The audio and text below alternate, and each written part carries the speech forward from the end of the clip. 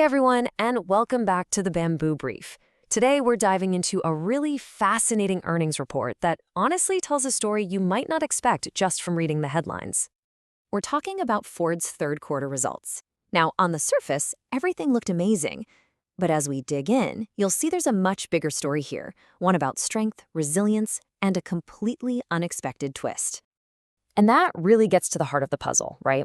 How does a company have this incredible blockbuster quarter, but then turn around and tell investors they're actually expecting to make less money for the year? It just doesn't seem to add up. So let's get into it. Okay, first things first, let's cover the good news. And believe me, it was really good. Ford's third quarter was, by pretty much every measure, a huge victory. So the first big number that jumped out was their adjusted earnings per share. It landed at a very healthy 45 cents. Now, this is one of those key numbers that Wall Street obsesses over, and Ford absolutely delivered.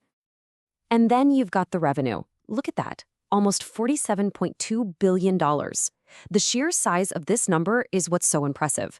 This wasn't just a little nudge over the line, it was a massive signal that demand for their vehicles was incredibly strong. And here's where you can really see the scale of the win. Wall Street was looking for 36 cents a share. Ford came in with 45. They were predicting around $43 billion in revenue. Ford brought in over $47 billion. They didn't just beat expectations, they absolutely crushed them.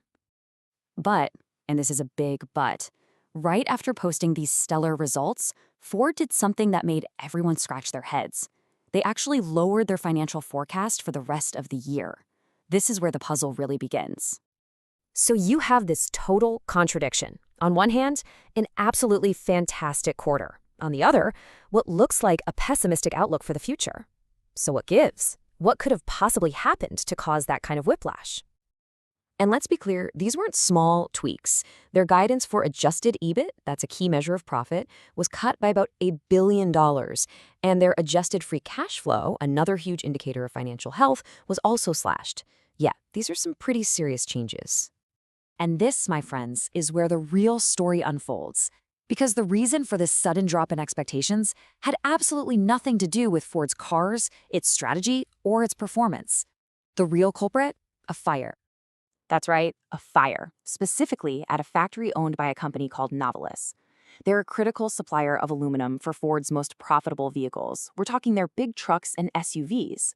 This is a textbook example of a supplier disruption, where one accident can create a massive ripple effect down the entire supply chain.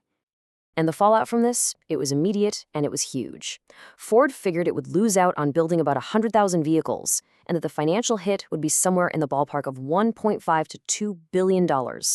That single event, that's your billion-dollar hole right there. But here's the quote from Ford's CFO that flips this entire story on its head. She said that without the fire, Ford was actually getting ready to raise its guidance for the year. This is so important. The cut wasn't a sign of weakness. It was hiding incredible underlying strength. And it wasn't just Ford spinning the story. The analysts on Wall Street figured it out pretty quickly too. Tom Narayan over at RBC Markets put it perfectly. He said, if you just factor out the one-time hit from the fire, the new guidance is effectively a raise. The market caught on, and the stock actually rallied. So, with the mystery of the guidance cut solved, let's take a quick look under the hood at what's really driving Ford's success, because it's pretty impressive. A huge piece of the puzzle is their Ford plan. This is a big, long-term strategy to make the company leaner and more efficient, and it is absolutely working. I mean, they're on track to shave $1 billion in costs just this year alone. So where's the cash really coming from? Well, Ford Pro, their commercial and work vehicle division, is an absolute powerhouse. It brought in $2 billion in profit. Ford Blue, which is their traditional gas and hybrid cars, added another $1.5 billion. And yeah, their EV division, Model E, is losing money, but that's because it's in a heavy investment phase. The profits from the other divisions are more than funding that future growth. Okay, so what does this all mean for you if you're watching the markets? The big takeaway here is really a story about resilience and having a solid plan to bounce back. See, Ford isn't just taking this on the chin. They have a game plan. They're already getting aluminum from other parts of that supplier's network. They're hiring 1,000 new workers for their truck plants, and they're planning to crank up production next year to make up for lost time. This is exactly what you want to see from a management team when things go wrong. So let's just sum it all up. Ford's core business, especially their commercial trucks and traditional cars, is firing on all cylinders. That scary-looking guidance cut, it wasn't a sign of trouble, just a temporary bump in the road from something totally outside their control. And most importantly, they've got a clear plan to fix it, which is why the market ultimately rewarded them.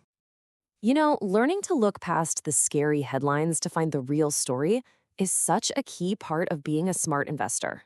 If stories like this make you feel ready to start your own journey, you should definitely check out the Bamboo investment app. It's a fantastic platform to get started, and if you use the code in the description, you'll also be supporting the channel, which is awesome. And hey, if you found this breakdown helpful, it would mean the world to me if you could hit that like button, subscribe so you don't miss the next one, and drop a comment below to let me know what you think. It really does help a ton. All right, that's our brief for today. Thanks so much for watching the Bamboo Brief.